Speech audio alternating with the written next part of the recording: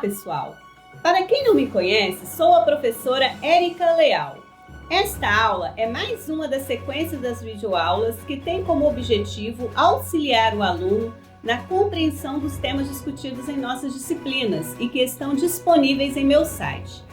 Para localizar o meu site, basta você clicar no link disponível na descrição deste vídeo ou acessá-lo usando o eixo QR Code.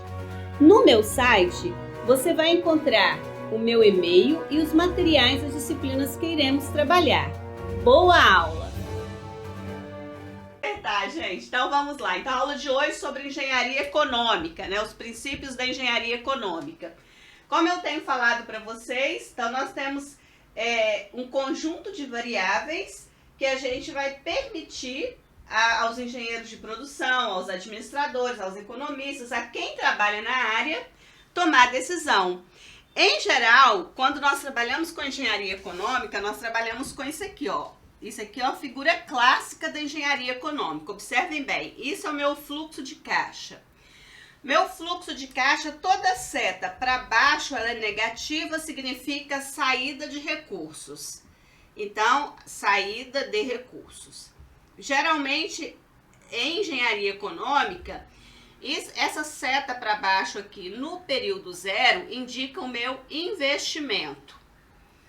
Esse aqui é o meu investimento. E todas as setas para cima aqui são as minhas expectativas aqui de receita. Então, isso aqui são entradas.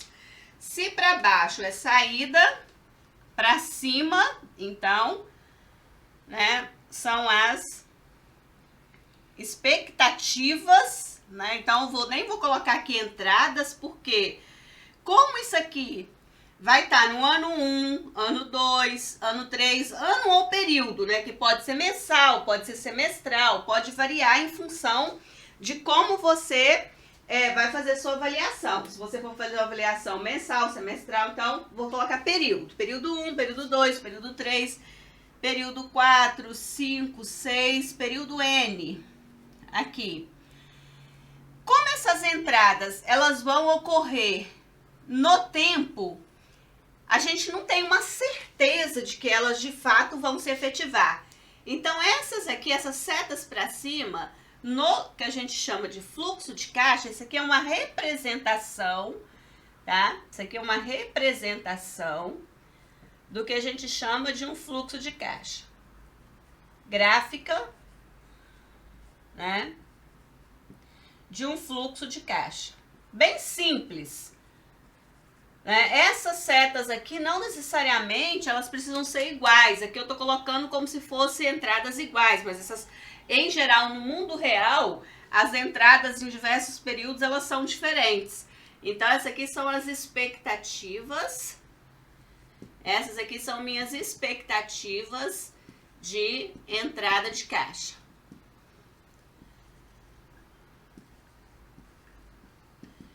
Então, nós temos seta para baixo, saída, seta para cima, expectativas de entrada.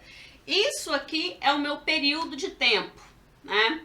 Então, qual é o grande desejo dos engenheiros de produção, dos economistas, dos administradores, de quem trabalha nessa área? É quanto mais rápido ou quanto mais longo o investimento seja retornado. Como é que a gente vê isso? Quanto mais rápido ou demorado? O que vocês acham? Deixa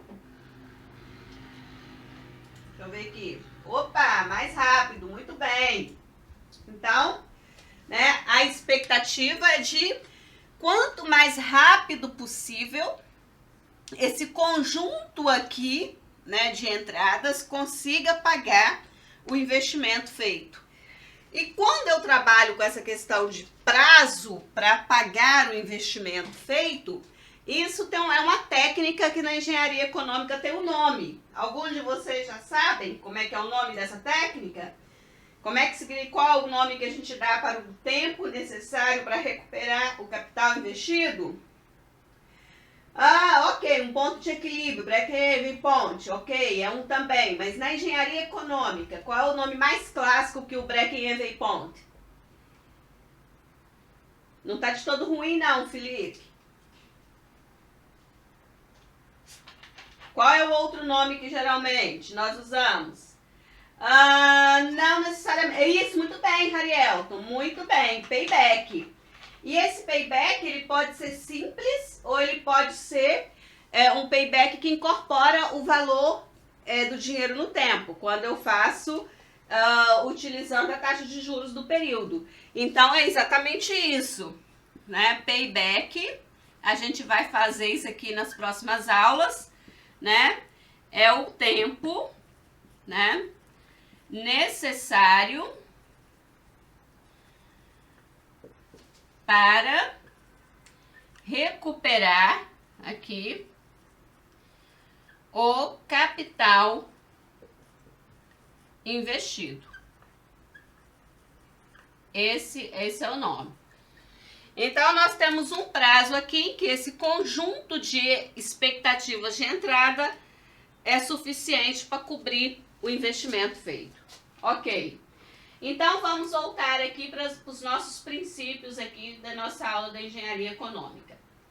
Vamos voltar aqui.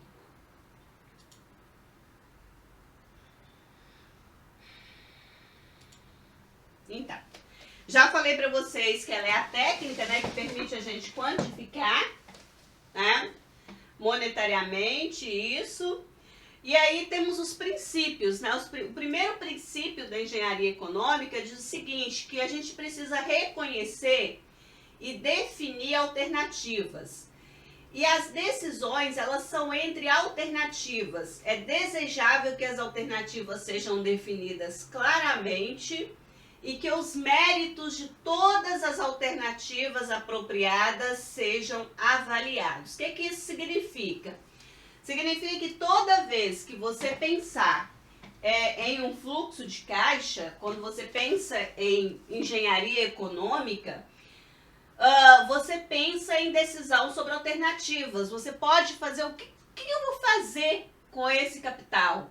Eu vou colocar num título tesouro, eu vou colocar no investimento em bolsa, eu vou colocar esse capital na atividade produtiva. Então, eu tenho uma série de alternativas. Isso que a engenharia econômica, o primeiro princípio é reconhecer e definir as suas possíveis alternativas de investimento, né? E o segundo princípio me diz, né, a necessidade de considerar as consequências dessas alternativas, né? As decisões devem basear nas consequências esperadas das várias alternativas. E uma coisa importante, nós fazemos um investimento hoje pensando que as consequências ocorrerão no futuro. Hoje, por exemplo, vocês estão tomando uma decisão. Ao estar aqui assistindo essa aula, vocês poderiam estar fazendo outra coisa. Então, vocês decidiram estar agora assistindo essa aula. E as consequências de você ter assumido essa decisão, ela vai vir no futuro. Então, isso é outro princípio importante da engenharia econômica. A questão crítica das consequências, para quem? Né? Antes de estabelecer os procedimentos para formular os projetos e avaliar, é essencial decidir qual é o ponto de vista que você vai adotar. Então, o que eu quero em termos de consequência e para quem essas consequências? Então, tudo isso deve ser observado. Esse quarto princípio é um princípio clássico e que eles adoram cobrar essa expressão em concursos porque boa parte das pessoas não levam muito a sério, que é o princípio da comensurabilidade, né? Ao comparar alternativas, é desejável que as consequências que você espera, né, dos seus projetos, eles sejam expressos em números e nas mesmas unidades. Devem aplicar-se a todos os números. Em decisões econômicas, a unidade padrão, né, é a moeda. As unidades monetárias são as únicas que satisfazem as especificações dadas acima. Então, se você tem um projeto alternativa, né, se você tem a alternativa A, B, C ou D, se você tem um conjunto, se você tiver um conjunto de alternativas, né? Você tem aqui um conjunto de alternativas para você avaliar. Então, a engenharia econômica, o princípio dela é de escolha em alternativa. E parte-se do princípio que você tem algo para você fazer o seu investimento aqui. E você vai tomar, o seu problema é um problema de escolha. É um problema de escolha sobre diferentes alternativas. A1, A2, A3, A4, a N alternativas. E é esse conjunto de alternativas aqui que você vai ter que escolher, né? Você vai ter que achar uma unidade padrão comum para que as consequências futuras elas sejam medidas. E essa unidade comum em engenharia econômica é a unidade monetária. Então, isso que vem a ser comensurabilidade. É o fato de você medir as consequências futuras da sua escolha hoje numa unidade padrão. E essa unidade padrão é a moeda. Podemos seguir tranquilo até agora?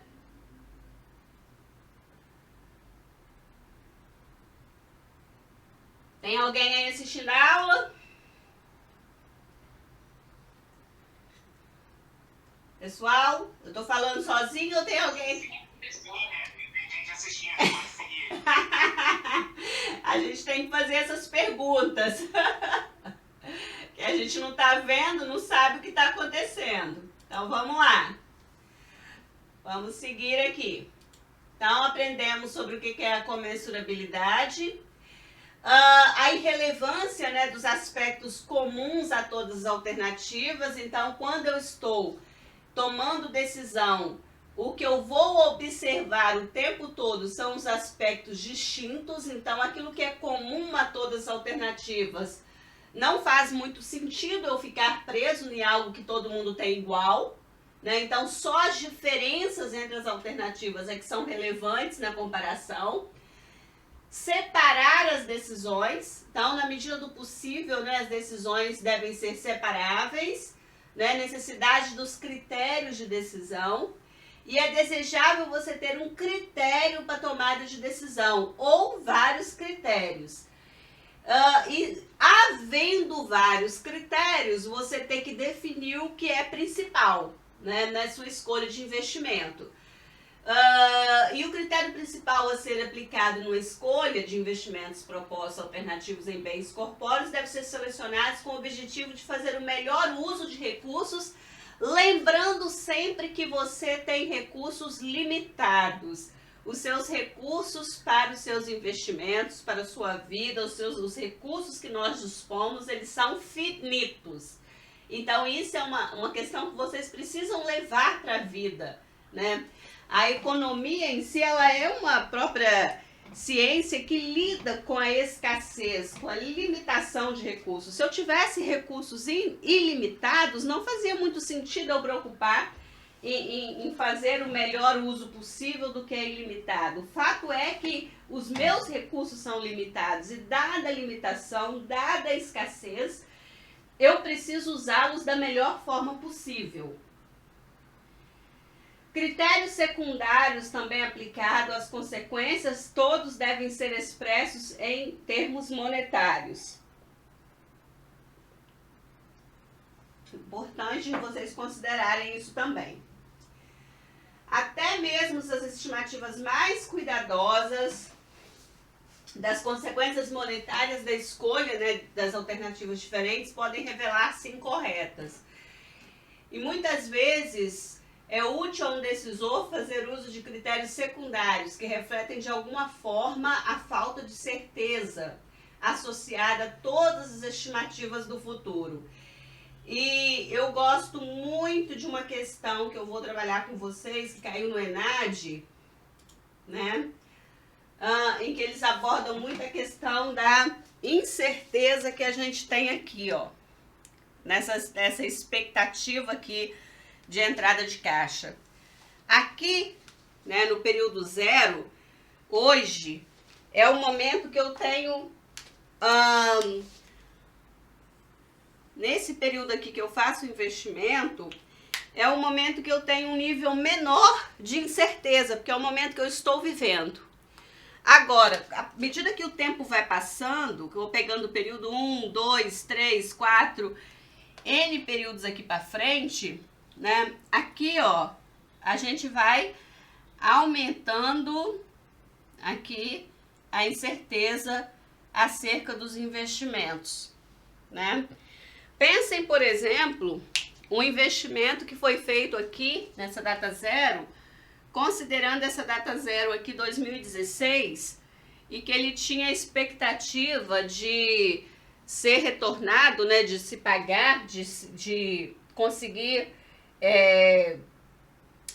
retornar os recursos investidos em 6 anos, ou seja, em 2022.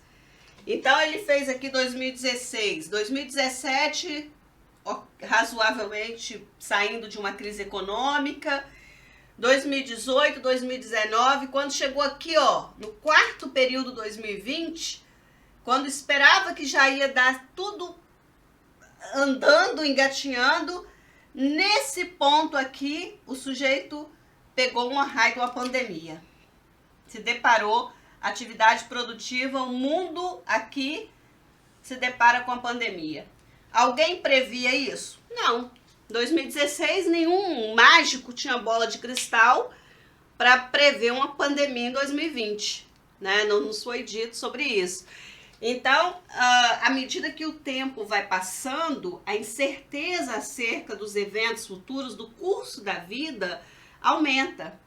Então, por isso que em economias muito instáveis, em economia que tem ciclos muito instáveis, que não são tão sólidas, um método muito bom da gente, um dos métodos, né, que são bem usados para análise de investimento é o payback, porque quanto menor o payback, dá um certo conforto para as pessoas. Porque paybacks muito longos em economias que são muito instáveis não são investimentos muito confiáveis, né? Não são os melhores investimentos. Então depende muito. Às vezes o payback é um método tão simples, mas é um método muito poderoso para avaliar, muito interessante, né? Para você poder avaliar projetos alternativos de investimento quando você está em economias muito instáveis. Então, assim, quem fez investimento em 2016 com a expectativa de 6, 7 anos para frente, conseguir atingir um ponto de equilíbrio, né, conseguir retornar o capital investido, esses grupos de atividade foram aqui fortemente pegos por uma pandemia, por um evento. E esse evento ele não estava captado na projeção de expectativas de caixa das empresas. Então vocês veem aí como que é sério, né, você fazer qualquer previsão futura, quando você trabalha com investimentos, o quão sério é você fazer uma expectativa, fazer um investimento, fazer sua projeção e pensar para frente. Então vamos voltar aqui.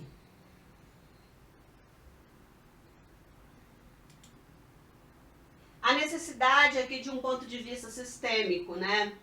Muitas vezes há efeitos secundários que tendem a ser menosprezados quando são tomadas decisões individuais.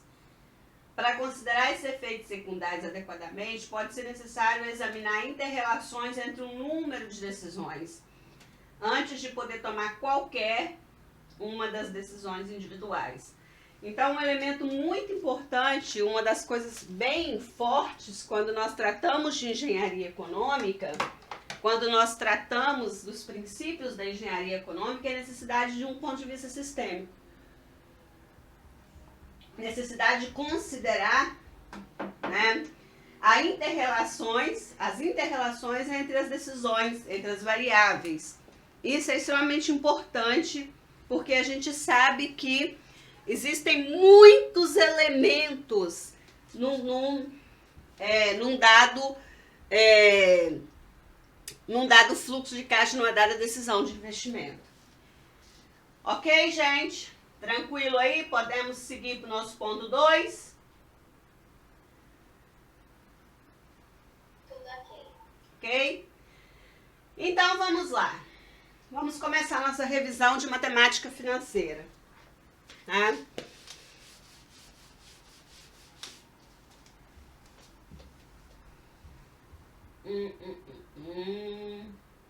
Deixa eu pegar aqui. Vou botar aqui em quadro. Então já passamos a fase 1 dos princípios. Por favor, peguem esse material, estudem esses princípios, porque eles são chaves aí, vão acompanhar vocês boa parte do curso e das questões que envolvem engenharia econômica. Sempre lembrar desses princípios é fundamental. Bom, na nossa disciplina passada, nos nossos estudos passados aqui da disciplina, nós trabalhamos a questão da função de produção, né?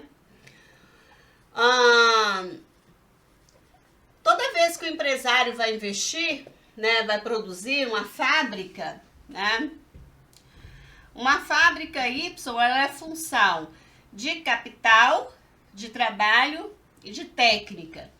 Então, isso aqui são os insumos da produção, né? Como se fossem os elementos que a gente precisa para produzir.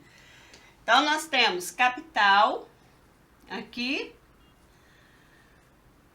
trabalho.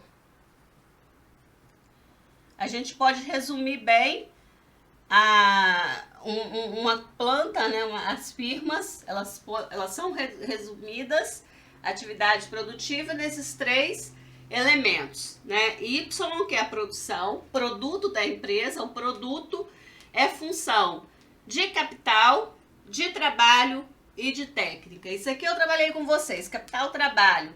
Lembra que a gente falou sobre curto prazo e longo prazo na aula, na nossa matéria passada? Ei, Thalita, entrou agora? Boa tarde.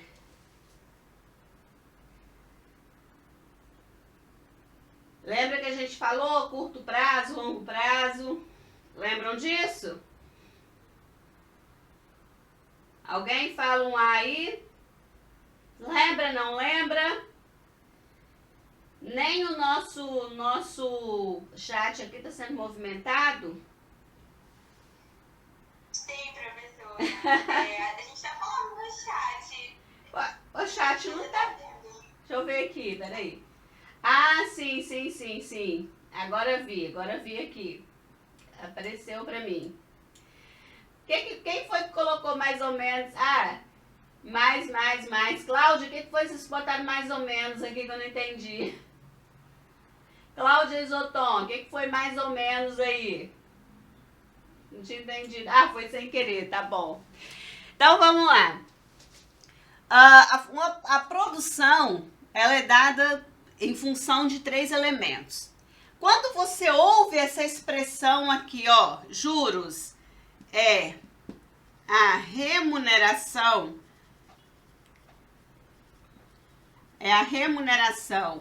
do capital aqui empregado, o que essa expressão quer dizer é o seguinte: o capital recebe uma remuneração. Essa remuneração são os juros. O fator trabalho dos trabalhadores, das pessoas, né, que exercem função nas fábricas, recebem também uma remuneração. Qual é o nome da remuneração do fator trabalho? Quando você trabalha no final de um mês, você recebe o quê? Salário, muito bem, exatamente. Então, a remuneração do fator trabalho é salário.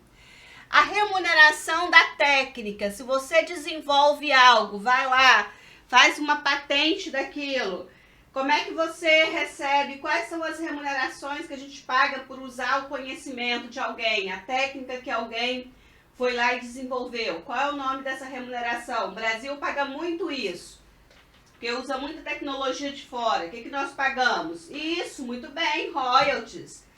Então é exatamente isso. Então, cada fator de produção, cada um dos fatores de produção, o capital recebe juros, o trabalho recebe salário, então a técnica recebe royalties. Então, isso que você vê na matemática financeira, juros é a remuneração do capital investido, ele vem disso aqui, vem dessa função de produção. Então, nunca mais esqueçam isso. A expressão juros é a remuneração do capital investido ou do capital empregado vem daí. Então, juros, né? Geralmente, juros é igual a principal vezes I vezes N. Então, capital investido, P, a gente chama de principal, né? I, a gente chama de taxa, aqui, e N, a gente chama de tempo. Então, essa expressão aqui é uma expressão geral que eu uso para calcular os juros. Juros é igual a principal vezes I vezes N. O montante em juros simples, né? O montante é o principal mais os juros. Né? Exatamente isso aqui, ó. Montante é igual ao que eu investi mais os juros. Então, se eu colocar aqui em evidência, eu tenho o principal 1 mais IN. Então, sai a minha expressão geral do montante em juros simples. Tranquilo aí? Certinho? Tudo ok, muito bem. Então, já tivemos aí, né, algumas rápidas colocações, né? Então, juros em juros simples, né? Isso aqui, no regime de juros simples, essa é a minha expressão geral aqui, a expressão geral do montante. Montante é igual a principal mais I vezes N, 1 vezes I vezes N, montante é igual a principal mais IN. Tá? Então, já temos aí umas primeiras colocações, revisões. Podemos voltar lá.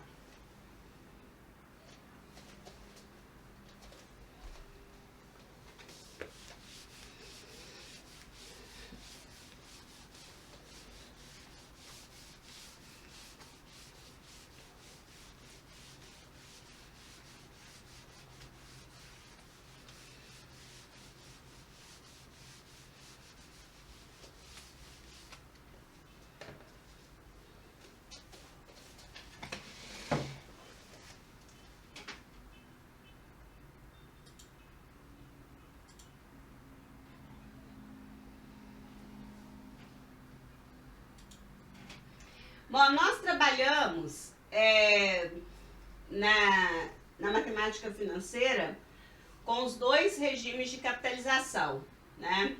O regime de capitalização simples, né, os juros de cada ano são calculados sempre sobre o mesmo capital, que aí a gente usa aquela expressão que eu coloquei no quadro para vocês. E o regime de capitalização composto, né, em que os juros de cada período são incorporados ao principal para o cálculo do período seguinte. Então, a gente tem, né, as expressões aí, essa expressão já coloquei para vocês no quadro, né? E aí tem alguns exercícios, alguns exemplos, né? Calcular os juros ganhos por 3.000 aplicado por um ano, a taxa de juros simples de 25% ao ano. Então, é extremamente simples vocês fazerem isso. Então, vou deixar esses exemplos para vocês fazerem ao longo da disciplina e durante a semana, né? Juros simples com períodos não inteiros também são extremamente tranquilos de fazer, né?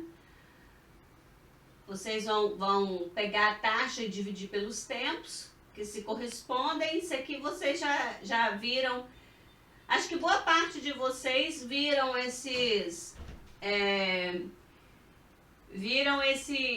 material no ensino médio, não viram? Quantos de vocês tiveram matemática financeira no ensino médio? Boa parte aí? Ah, ótimo. Muito bom. Então é mais para questão de revisão mesmo. Então, mas quem não teve também não vai ter problema de pegar o material e dar uma olhada não. Tá? Já está no nosso site, já está lá, vocês já podem baixar e já podem começar a estudar. E já tem exercícios para a próxima aula que eu vou resolver com vocês, tá? As taxas proporcionais, né, são taxas que, quando aplicadas no cálculo do juros simples de um mesmo capital por um certo período de tempo, produzem juros iguais. Então, a taxa proporcional, ela não é um tipo de taxa de juros, é uma característica, na verdade, né, do juros simples, do regime de capitalização simples. Isso significa, por exemplo, se eu tenho uma taxa de juros de 12% ao ano, ela é proporcional a uma taxa de juros de 1% ao mês. Então, basta eu pegar a taxa e dividir pelo tempo, né, que eu estou querendo fazer. Então, de cabeça, eu faço a maioria das contas, né? Se eu tenho uma taxa de juros de 36% ao ano, ela corresponde a uma taxa de 18% ao semestre. Então, eu vou fazendo isso de cabeça. Vou dividindo a taxa pelo tempo. Então, é uma característica do regime de juros simples. Bom, quando eu trabalho com juros compostos, como eu estou trabalhando com juros incorporados ao principal e também à taxa de juros, né, e também ao rendimento dos juros, então aí eu já começo a trabalhar com questões exponenciais, né? Então o montante é o principal, 1 mais i elevado a ele. Então a expressão básica aí de juros compostos. Acho que a maioria de vocês já viram isso. E aqui eu quero chamar a atenção de vocês por algumas coisas que ficam meio que passadas para vocês, que é a questão dos fatores de capitalização. Né? O que é um fator de valor presente e o que é um fator de valor futuro. Então, isso aqui eu quero trabalhar um pouquinho com vocês. Quero que vocês prestem um pouco de atenção no que eu vou colocar aqui para vocês agora. Então, em regime compostos, em juros compostos,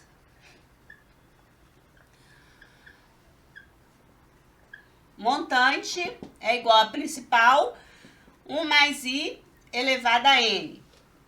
Observem que, o que é esse 1 mais i elevado a n, ele significa para mim?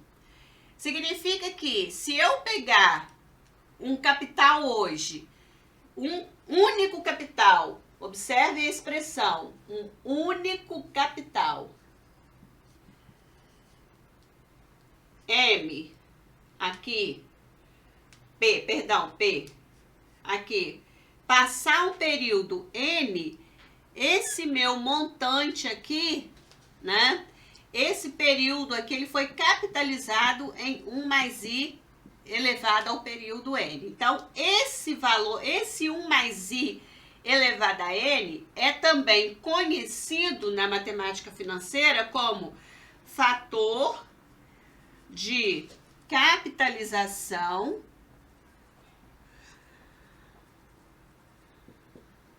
de um único capital.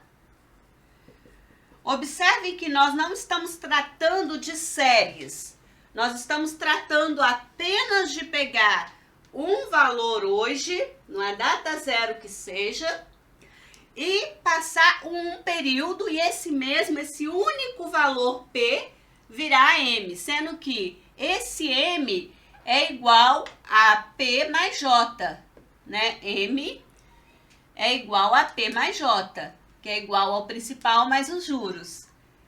Então, isso aqui é o que a gente chama, né? O que permite eu virar um montante é o meu fator de capitalização, ou fator também chamado fator de capitalização ou fator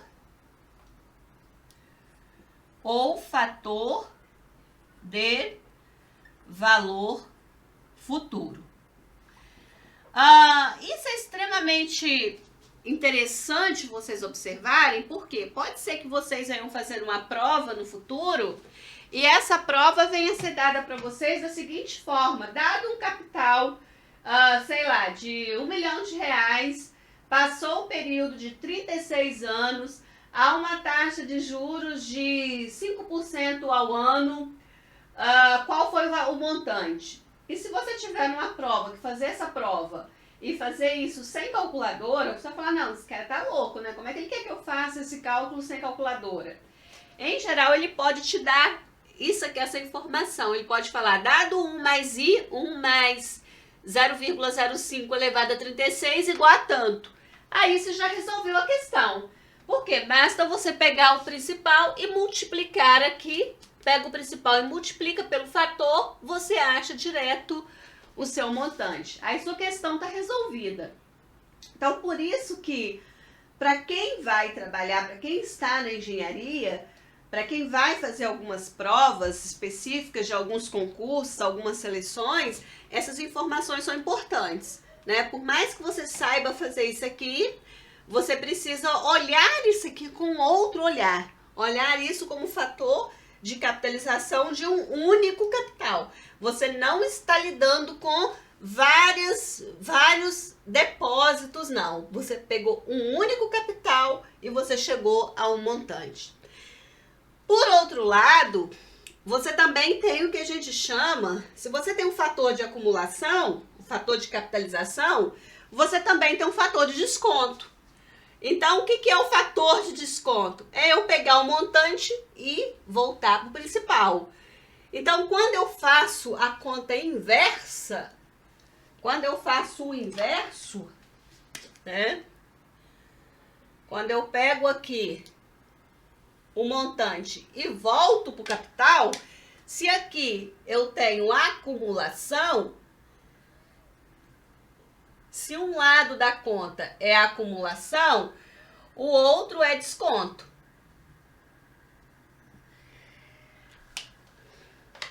Então, eu tenho 1 dividido por 1 mais i elevado a n é igual ao fator de desconto, ou também chamado de fator de valor presente.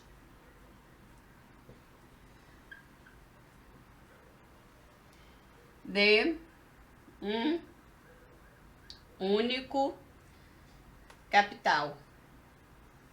Então, eu posso ter tanto fator de acumulação, que o sentido é esse daqui, quanto o outro fator, que o sentido é a volta. Então, se um lado eu tenho acumulação, no outro eu tenho desconto. Então, tenho esses dois fatores aqui que são muito importantes vocês considerarem. 1 mais i elevado a n, que é o meu fator de capitalização, e 1 dividido por 1 mais i elevado a n, que é exatamente fazer isso aqui, ó. Se eu quero o principal, eu tenho o m que multiplica 1 mais i, o m que divide, né, 1 mais i elevado a n. Isso aqui também pode ser reescrito da seguinte forma: m que multiplica 1 sobre 1 mais i elevado a n. Então, por isso que se ele te der esse fator aqui de desconto, se em alguma prova, em algum momento você já conseguir esse fator, basta você multiplicar o montante pelo fator que você chega ao principal, que é o que você quer. Ficou claro para vocês? Tá? Isso eu estou me referindo a um único capital. Ficou claro para vocês, pessoal? Fator de acumulação e fator de desconto? Estão aí no chat que eu não estou vendo? Sim. Ok. Muito bom. De desconto será então isso. É quando você quer calcular o capital inicial. Muito bem. É exatamente isso mesmo, Bianca.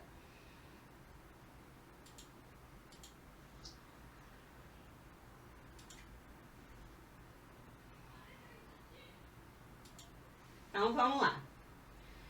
Essa parte de HP12C vocês vão olhar aí, né? Vou deixar para vocês darem uma olhada.